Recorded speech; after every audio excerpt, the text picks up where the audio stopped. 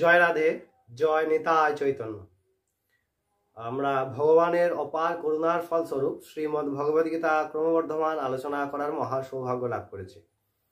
আমরা শুরু করেছিলাম 2023 সালের 3 এপ্রিল, 3 এপ্রিল থেকে প্রথম শ্রীমদ্ ভগবদ্গীতা সাংখ্যযোগের প্রথম অধ্যায়, শ্রী হরি ক্ষমা করবেন, অর্জুন বিষাদ যোগের প্রথম শ্লোক থেকে। একদম আমরা মার্চের হাপির কাছাকাছি এসে গেছি, একদম অর্ধেক। তো প্রায় 1 বছর হতে চলল আমাদের এই চ্যানেলের পথ চলা। অবশ্যই আপনাদের মতো সাধুগুরু বৈষ্ণবের করুণাপূর্বক আমরা এগিয়ে যেতে পেরেছি। বর্তমানে আমি একবার ক্ষমা চেয়ে নিচ্ছি এই কারণে যে আমরা যেমন রামচরিত মানস এবং আমাদের সাপ্তাহিক যে আপডেট সেগুলি আমরা দিতে পারছি না, এই কারণে যে আমাদের একটু মেডিকেল ইস্যু হয়েছে। আমি তো এডিট করতে পারি না খুব একটা, তো আপাতত যে ভিডিওগুলি আপনারা দেখছেন আমি এডিট করছি কোনো রকমে, কারণ আমি এডিটর তো জানি না। তো যিনি করেন তার মায়ের খুব মেডিকেল ইস্যু, উনি আমারই একজন পরিচিত হন রিলেটিভের মধ্যে, তো সেই কারণে অসুবিধা হচ্ছে। আশা করি আপনারা ক্ষমা করে দেবেন। চলুন আমরা প্রসঙ্গক্রমে এগিয়ে যাই। আমরা ধ্যান যোগে, ভগবানের কথামৃত ধ্যান যোগের 19তম শ্লোকে আস্বাদন করছিলাম। এই 19তম শ্লোক পর্যন্ত ভগবান ধ্যান যোগে, ধ্যান অর্থাৎ যোগ যুক্ত হওয়ার এবং ব্রহ্ম নির্বাণ, ব্রহ্ম প্রাপ্তি, ব্রহ্মস্থিতি, আচ্ছা ধ্যান যোগীদের আসন সিদ্ধি এবং তাদের প্রাপ্তি এবং যোগারূঢ়, এই সমস্ত তথ্যগুলি আলোচনা করলাম খুব সুন্দরভাবে। আজকে ভগবান খুব সুন্দর একটি প্রসঙ্গ বলছেন 20তম শ্লোকে। অবশ্যই আমরা 20তম শ্লোকটি আস্বাদন করব, তবে এই শ্লোকের যে বিশেষ অন্তর্নিহিত তত্ত্ব যা আমরা প্রাত্যহিকভাবে প্রত্যেকটি শ্লোকে আলোচনা করি, সেটির আগে আমরা শ্লোকটা শুনে নেব। চলুন, ভগবান 20তম শ্লোকে, ধ্যান যোগে 20তম শ্লোকে অর্জুনকে বলছেন, যত্র পরমতে চিত্যাং নিরুদ্যাং যোগ সেবয়া যত্রা চৈবাত্মনাত্মানং পশ্যন্নাত্মনি তুষ্যতি। ভগবান বলছেন, যোগাভ্যাস করতে করতে যে অবস্থায় নিরুদ্ধ চিত্ত নিবৃত্ত হয় এবং যে অবস্থায় নিজের স্বরূপ নিজে বোধযুক্ত হওয়া যায়, অর্থাৎ নিজেকেই নিজে জানতে পেরে তুষ্ট হয়। অর্থাৎ আমাদের যে সাধন করা বা আমাদের যে এই ভগবত ভজন পথের জন্যে শাস্ত্র সহায়তায়ন করা বা শাস্ত্র বর্ণিত পথের মাধ্যমে আমরা যেভাবে চলছি, এইগুলির প্রধান এবং বিশেষ কারণ হচ্ছে যে আমরা নিজের স্বরূপ বোধ করি।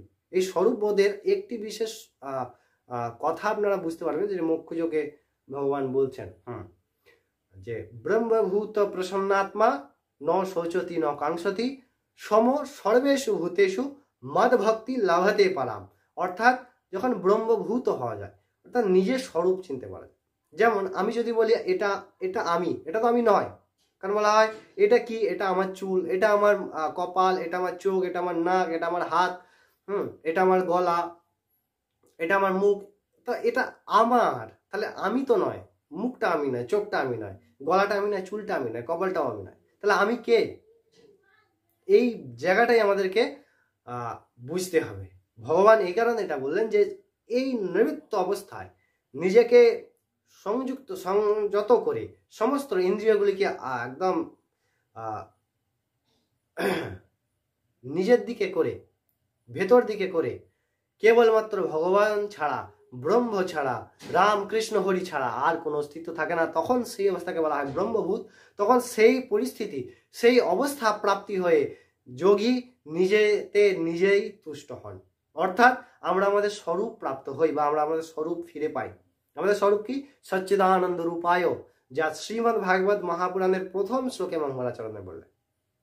কি বললেন? সচ্চিদানন্দ রূপায় বিশ্ব উৎপত্তি আদি হেতাবে তাপত্রায় বিনাশায় শ্রীকৃষ্ণায় বয়ম নম।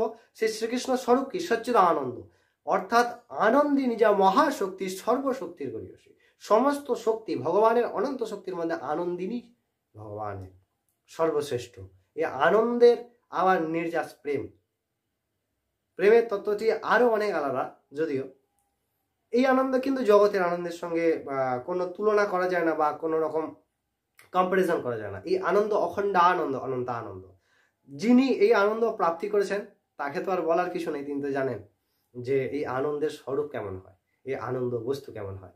তখন ব্রহ্মার ভোগ, এই জগতের ভোগ তো দূরের কথা, ব্রহ্মার ভোগ পর্যন্ত, রাজ্যলক্ষ্মী পর্যন্ত মনে হয় বমির মতো। যেমন বমি আমরা আর মুখে তুলতে পারি না, অত্যন্ত ঘৃণাযুক্ত সেই স্থান পরিত্যাগ করে সেই রকম সমস্ত ভোগ মনে হয় এক বমির মতো, ভগবান পরমানন্দে নিযুক্ত হয়।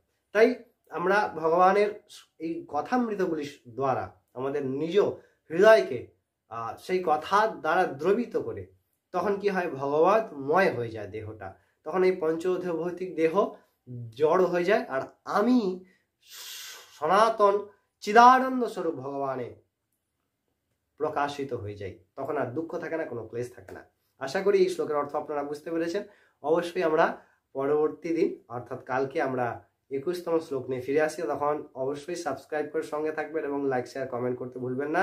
তখন জয় রাধে, জয় নিতাই চৈতন্য।